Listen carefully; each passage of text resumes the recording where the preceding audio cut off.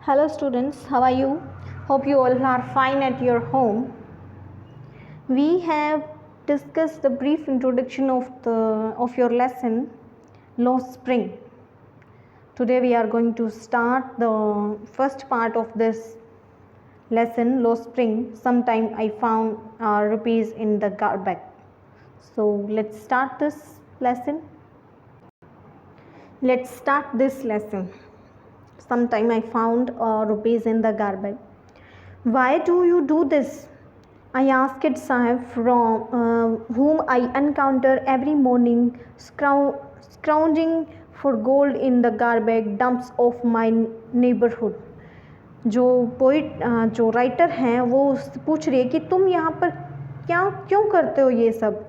साहिब से उसने पूछा क्योंकि साहिब क्या करता है। साहिब जो है कहती है मैं उससे मिली। कब मिली?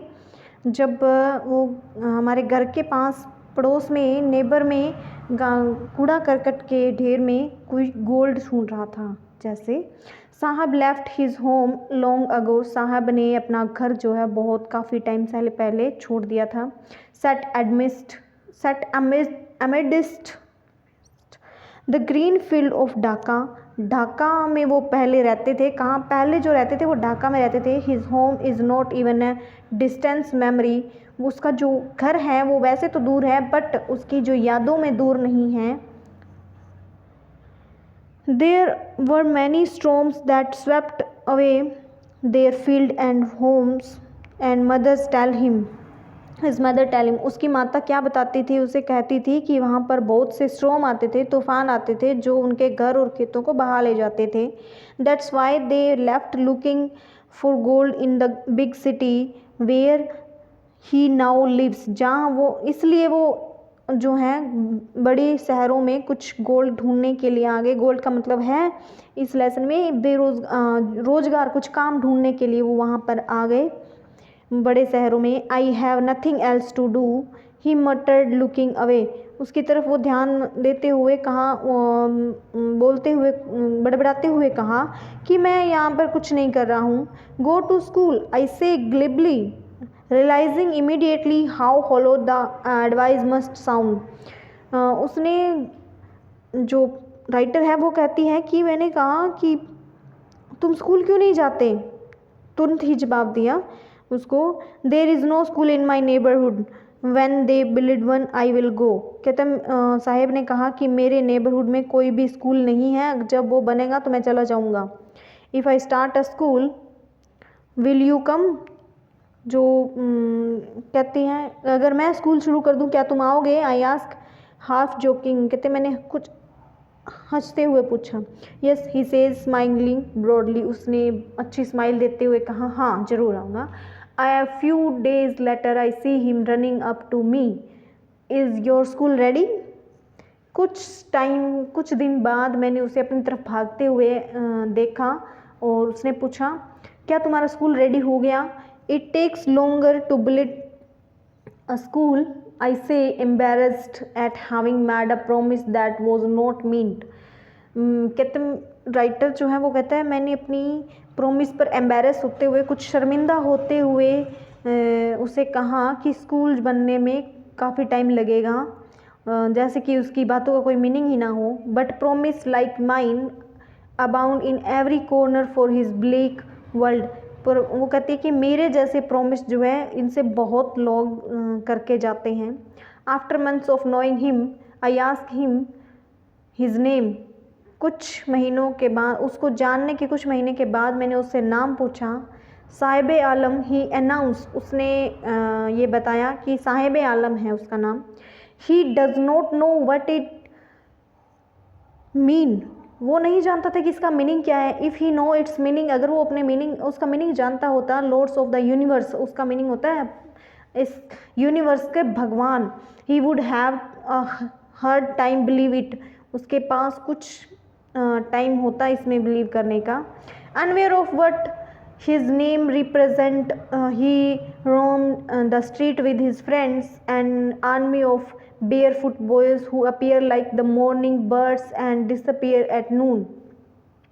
अपने नाम से, नाम के मीनिंग से अनजान वो अपने दोस्तों के साथ स्ट्रीट्स में घूमता रहता था, गलियों में घूमता रहता था। वो फ्रेंड्स, वो दोस्त, वो आर्मी, मतलब कि वो बेयर फुट का मतलब होता है नंगे पाँव की लड़कों की आर्मी, जो कि मॉर्निंग में दिखाई देते थे बर्ड्स की भांति, पक्षियों की भांति, और दोपहर में वो गायब हो जाते थे। ओवर अ मंथ, एक मंथ के बाद, I have come to recognise each of them, एक मंथ के बाद मैं उन सबको पहचानने लगी थी।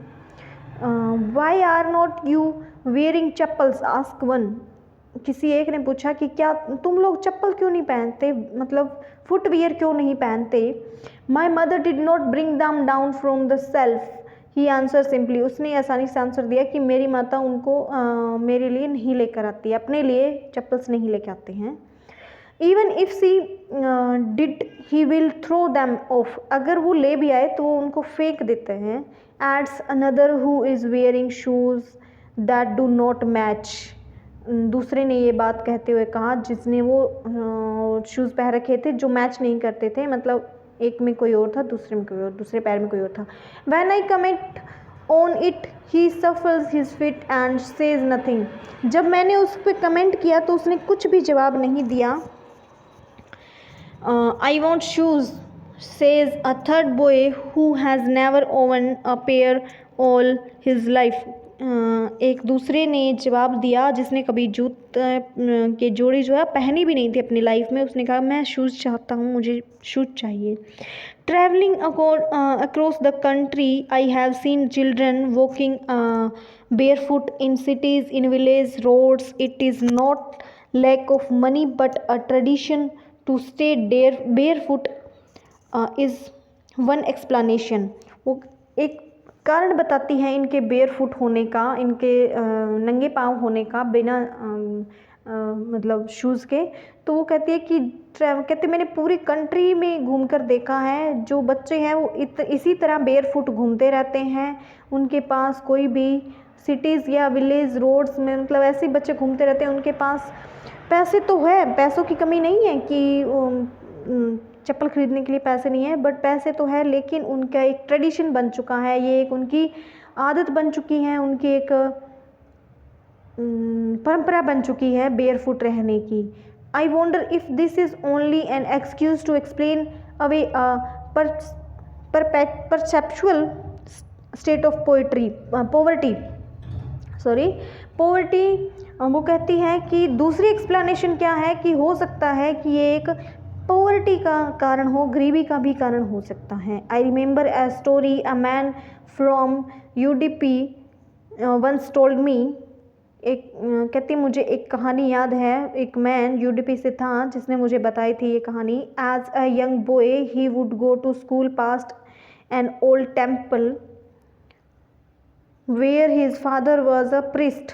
कहता है जब मैं यंग बॉय था तो वो एक स्कूल में जाया करता था टेम्पल के पास से होकर के, उस टेम्पल में उसके पिता क्या थे, प्रिस्ट थे, पुजारी थे। He would stop briefly at the temple and pray for a pair of shoes. कहता है मैं सिर्फ थोड़े से टाइम के लिए टेम्पल के पास रुकता था, प्रे करता था कि उसके पास भी शूज़ की पेयर ऑफ शूज़ हो, एक जूतों का जोड़ा हो। 30 year later I visit his town and the temple which was now drowned in the air of desolation in the backyard. desolation। कहता है 30 साल बाद जब मैं वहाँ पर गया तो वहाँ पर उस टाउन में क्या देखा कि जो टेम्पल जो है वो ड्राउन आउट हो चुका था, हवा और की वजह से गिर चुका था। In the backyard where lived the new priest, where there were red and white plastic chairs। कहता है आंगन में जब मैंने देखा तो वहाँ पर क्या था कि नए प्रिस्ट आ चुके थे, नई पुजारी आ चुके थे और उनके पास red and white plastic chair थी। A young boy dressed in a grey uniform wearing socks and shoes arrived panting and threw his school bag in a folding bed। एक यंग बॉय आया, एक लड़का आया और डिप्रेस किया उसने क्या, एक लड़का आया ड्रेस में था, स्कूल की यूनिफॉर्म में, उसने जूते पहने हुए थे, शॉक्स एंड शूज़ पहने हुए थे, और घर पे पहुंचते ही उसने अपने बैग को एक फोल्डिंग बेड पर छोड़ दिया Looking at the boy, I remembered the prayer another boy had made to the goodness when he had finally got a pair of shoes. Let me never lose them. जब उसको देख करके उसको एक बच्चे की याद आ गई, प्रेयर, जब वो दूसरे बच्चे की मैट द गुडनेस, कहते हैं जब मैं बहुत हैप्पी हुआ था, गुडनेस हुआ था मतलब अच्छा फील हुआ था जब उसके पास पेयर ऑफ शूज़ आ गए थे, एक जूतों का जोड़ा आ गया था. Let me never lose them, कहता है मैं अब इन्हें कभी भी नहीं खोऊंगा. The goodness had granted his prayer, और उसकी प्रेयर ने उसकी गुडनेस को और गारंटी दे दी. I am sorry.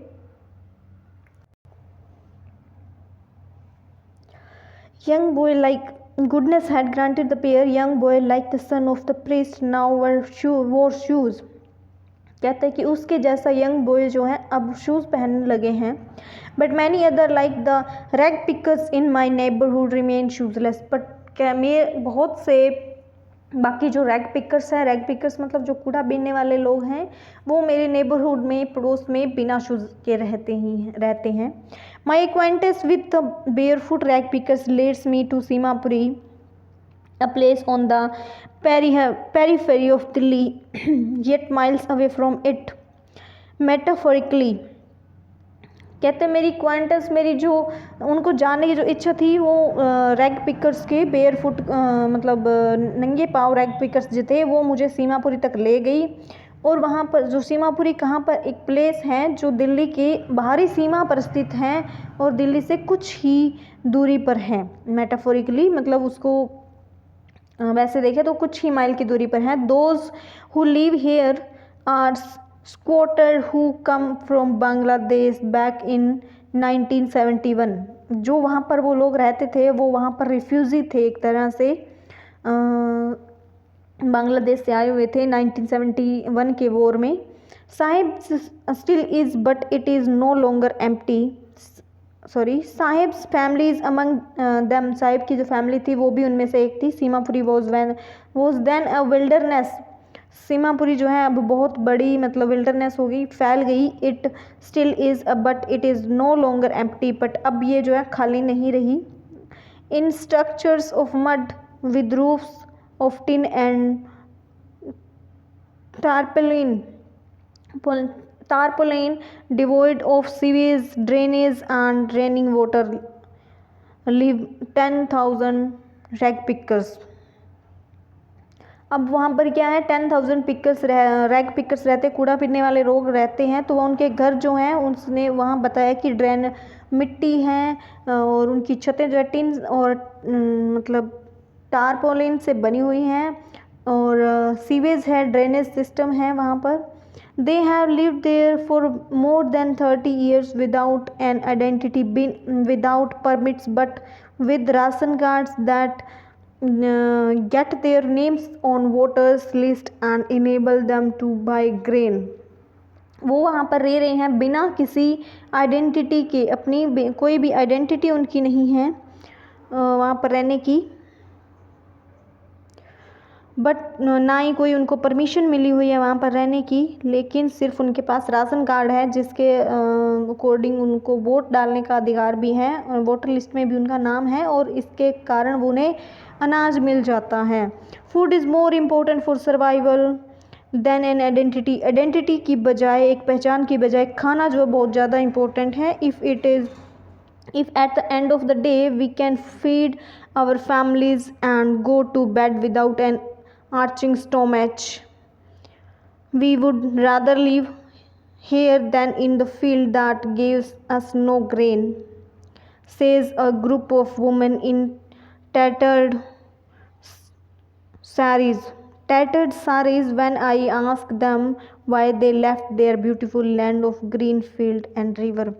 पोइट्री जो कवि है जो राइटर है वो पूछती है उनसे कि तुम लोगों ने अपना अच्छा ग्रीन रिवर और फील्ड क्यों छोड़ दिया. तो उनमें से जो साड़ी पहने हुए औरत है वो जवाब देती हैं कि ये अच्छा है कि हम अपनी फैमिली को कुछ ना कुछ खाना दे पाते हैं, उन खाली भूखे पेट वो नहीं रहते.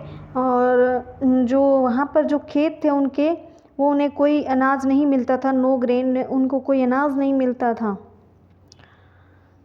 Whenever they find food, they pitch their tents and become transit home. जब कभी वो फूड मिलता है उन्हें तो वो अपने टेंट्स में उन्हें ले आते हैं। और चिल्ड्रन ग्रो अप इन दम बिकमिंग पार्टनर्स इन सर्वाइवल्स, और उस माहौल में बच्चे जो हैं वो बढ़ रहे हैं। And survival in Seemapuri means rag picking, और सीमापुरी में रहना मतलब कूड़ा बीनना ही है। थ्रू द ईयर्स, कुछ सालों के बाद, it has acquired the proper proportions for a fine art, एक फाइन आर्ट के लिए भी एक प्रोपोर्शन उनको मिल गया। Garbage to them is gold, अब उनके लिए गार्बेज क्या है, एक कूड़ा कचरा इकट्ठा करना उनके लिए सोना है। It is their daily bread, roof over their heads even if it is the leaking roof, but for a children it is even more. कूड़ा इकट्ठा करना क्या है कि उनके लिए खाना है, भोजन है, उनके छत है उनके सर पर, और उनके बच्चे जो हैं वो भी उन कूड़ा इकट्ठा करते हैं और उनके लिए खाना ले आते हैं। So today we will do there, आज हम यहीं तक करेंगे और कल से स्टार्ट करेंगे। कोशिश करना पढ़ने की। Thank you so much, have a good day.